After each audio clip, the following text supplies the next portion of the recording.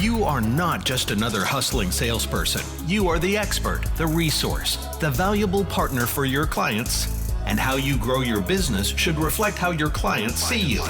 Welcome to the Roadmap to Grow Your Business podcast. We generate referrals without asking, build positive client experiences, and help you take control of your business. Here's your charmingly sarcastic host, Stacey Brown Randall.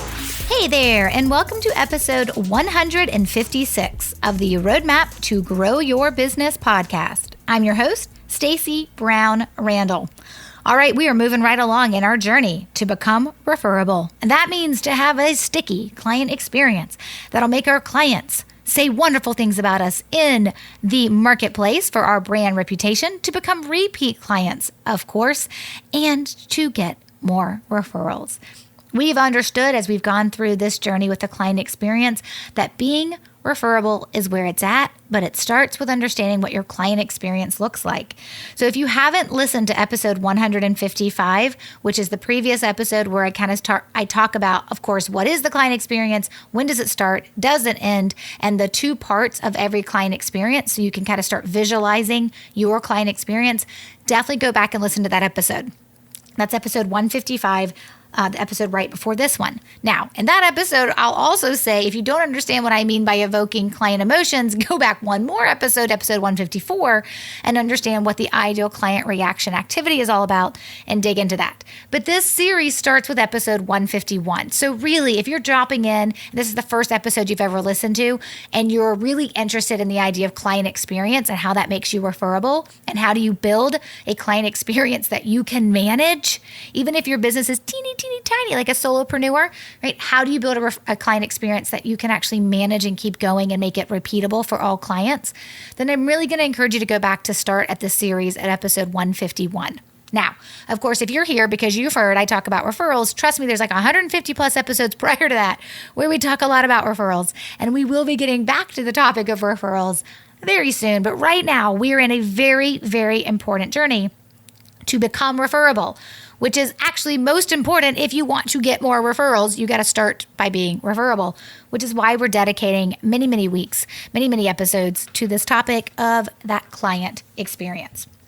In today's episode, for this episode 156, we're going to dive into the 3 stages of the client experience. Now, for some of you, you only have 2 stages. For some of you, you have 3 stages, but you either have 2 or 3.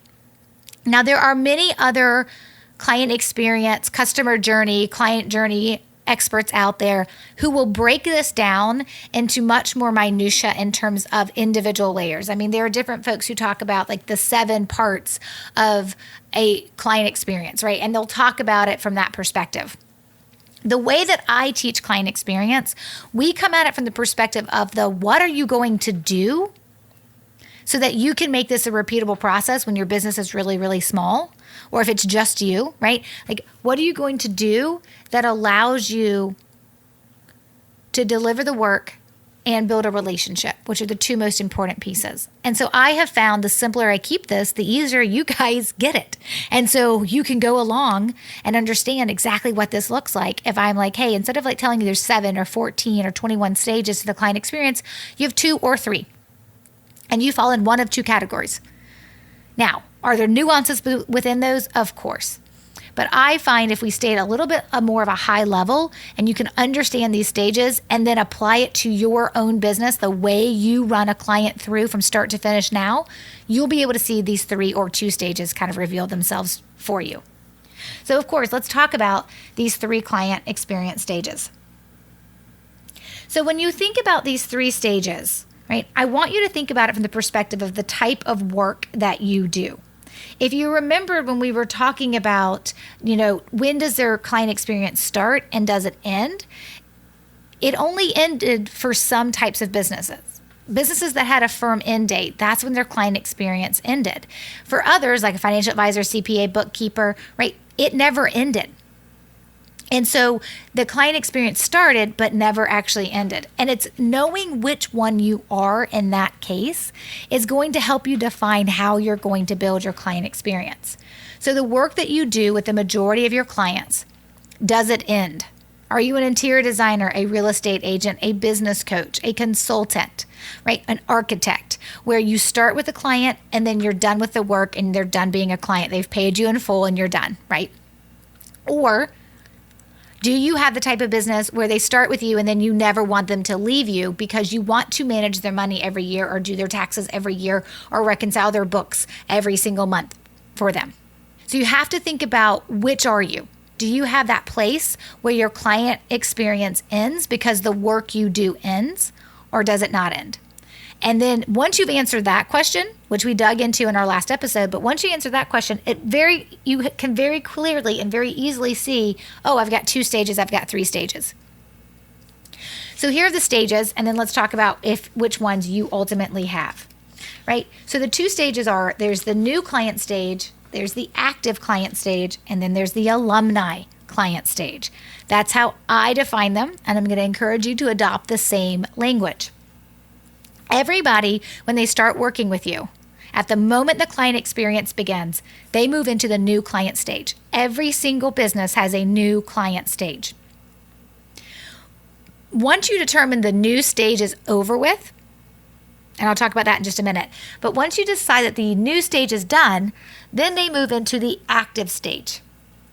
And if the work you do has an end date, it means that the active client stage ends and they become an alumni client. Sometimes people call this the previous client, right? Or the past client. I like alumni because it reminds you that you're supposed to be staying connected to your clients even when they're not your active clients anymore, right? When they're not doing active work with you. So when you think about this, when a client says yes to working with you, they enter the new client stage. Once the new stage is over, they move into the active stage. Once the work you do with them ends, because the work you do has an endpoint, they then move to the alumni stage. On the flip side of that, though, if the work you do with them never ends, then they stay in the active stage and they never move to the alumni stage. So as an interior designer, everybody comes into your business, they are a new client until a certain point, and you decide, maybe it's once you've presented the design to them or once that you have had them, they sign documentation, like they sign an agreement, whatever it is, you get to decide when the new client stage ends. But when they hit that endpoint, they're then in the active stage. And the active stage is compiled with all the things you do to get them to the point to where the renovation is done and you're done with them and you've done their project and you've moved on. Then they go from new to active to alumni. On the flip side of that, though, as a CPA, right, new client comes on board, you're going to start doing their taxes. That's great. You got the new client stage while you're gathering their documentation. And maybe the new client stage continues until you do their first tax return. And then they move into the active stage. Then they are active as long as you are doing their tax return every year. But it never ends. So they never move to an alumni client because they do work with you every year. Every business has the new client stage. Every business has clients that move from the new stage to the active stage. Whether or not your clients stay in the active stage indefinitely means the active stage never ends, which means the client experience never ends. Or they are in the active stage and the work you do with them will come to an end, and then they become an alumni client. So now you can see, which are you? Do you have 2 stages? New and active, and then active is ongoing forever. Or do you have 3 stages? New, active, when the work is done, they move to alumni. This is really easy if you start mapping this out on a piece of paper to kind of figure out what's in your stages. And when I say you get to determine the end date, you get to determine how long someone is considered a new client. And I'm going to dig in coming up. Actually, in the next episode 157, we're actually going to dig in even deeper to the new client stage. We're going to really talk about what's in the new client stage. And then we're going to do it for the active stage. And then we're going to do a whole episode on the alumni stage as well. So we got 3 episodes coming up. They're kind of spaced out. But I want you guys to know that we're going to dig into the new client stage. We're going to dig into the active stage. And we're going to dig into the alumni stage. What I need you to understand right now is, what do you have? Do you have 2 stages, new and then active, and active never ends? It's ongoing and indefinite. Or do you have new, active, once the work ends, they move to alumni? Because what you're going to have amongst your 2 stages or your 3 stages are those touch points, work and relationship building. Now, of course, if you have 3 stages where they're new and then active and then you're done working with them, the work touch points end and they move to alumni. Well, in the alumni stage, you typically only have relationship building touch points. But if you have 3 stages, new, active, alumni, we have to figure out what are the right touch points, work and relationship building in all 3. Same thing if you only have 2 stages, new client and active clients. We've got to figure out what are the work and relationship touch points within those so that you can deliver this amazing client experience. So I hope you're starting to see how this actually would look in your world. What would this ultimately look like if you took this concept of the 3 stages and the client experience formula of the work touch points and the relationship touch points, and understanding exactly when the client experience starts, and because you know your stages, does it end or does it not end, and seeing this from the perspective of your business. This is really important that you guys actually start visualizing what I'm teaching you as you would apply it to your business. I'm giving you some examples, but I need you to be able to see this from your business. And if you're struggling with that, guys, hop into the Referrals Without Asking Facebook group and ask some questions. Ask questions like, hey, Stacey, I was listening to episode 156, which is this episode, and I'm trying to figure out what are my stages. Ask the question. Hey, Stacey, I was listening to episode 155, and I know you talked about when the client experience starts, but I'm really trying to figure out what that looks like exactly for me. Hop into the Referrals Without Asking. That's our free Facebook community, over 2,000 business owners and professionals in there, and ask your questions. Because more than likely, the question you're sitting there thinking is the question somebody else is sitting there thinking. And as you're attempting to figure out how you're going to apply this to your business, it's really important that you understand, is your work ongoing, so you only have 2 stages, or is there an end point to your work, which means you then have 3 stages of the client experience? Because you got to know which of these 2 you fall into, because everything else we're going to do and talk about, from building that sticky client experience that gets you referrals and repeat clients and great brand reputation, happens because you know how many stages do you have and you understand what your touch points are within each stage. So make sure you're kind of thinking through this in your own head and applying it to your own business. That's really, really important as we kind of go through this process. And of course, we're going to be digging in over a series of episodes in the new client stage, the active client stage, and of course, the alumni client stage. And what does it look like? But it's important that you figure out which of the client experience stages that you have, and then start thinking about their stop points and their start points. Like, when do they start and when do they stop? But of course, as we dig into each of these client stages coming up, starting with episode 157, you'll be able to see what this looks like, and you'll be able to apply it to your own business.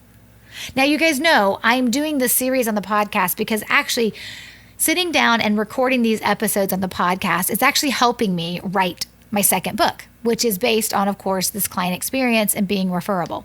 We still don't have a title, which is why I call it the second book, or book number 2. We know it's about the client experience and being referable. What the title is, we don't know yet. So if you have a great suggestion for a title, I'd love to hear it from you. But doing this series on the podcast is also helping me write the book. So eventually there'll be a book that will also be able to fill in some of the gaps of the things that I'm not talking about here on the podcast, because if I did, this would be like a year-long podcast. It would be so many more episodes than I'm planning to dedicate to it, because we have other things we got to get back to eventually. But we still have many, many episodes to go in the client experience. But I do want you to know that as I am talking this through with you, as you're sitting here listening to me and I'm talking this through with you, in the book that I'm writing, I'm actually walking you through how to do some of these exercises and activities. And actually, the way we are actually creating the second book is actually giving you space to write in it and do the activities right in the book, like making pages for that specifically. So hopefully that will be helpful as well. The book is not available as you're listening to this podcast. I recognize that. But when it is, we'll definitely come back to all the show notes pages and we will link to the book so you can grab your copy as well. But again, show notes for this episode, StaceyBrownRandall.com/156. That's 156, and Stacey has an E. And we are going to dig in to the first stage of the client experience with next week's episode, episode 157. We're going to talk about nailing the new client stage. So make sure you've been listening along and you have all your ducks in a row and you know what you're looking for, because we are going to dig in with the next episode and really talk about what that looks like for you. And then eventually you're also going to meet a business owner who did a really good job of nailing their new client stage. So you can also hear someone else talk about putting this stuff into practice. But until we get there, next week is episode 157. But until then, let's take control and grow your business. Bye for now. Thanks for listening to the Roadmap to Grow Your Business podcast.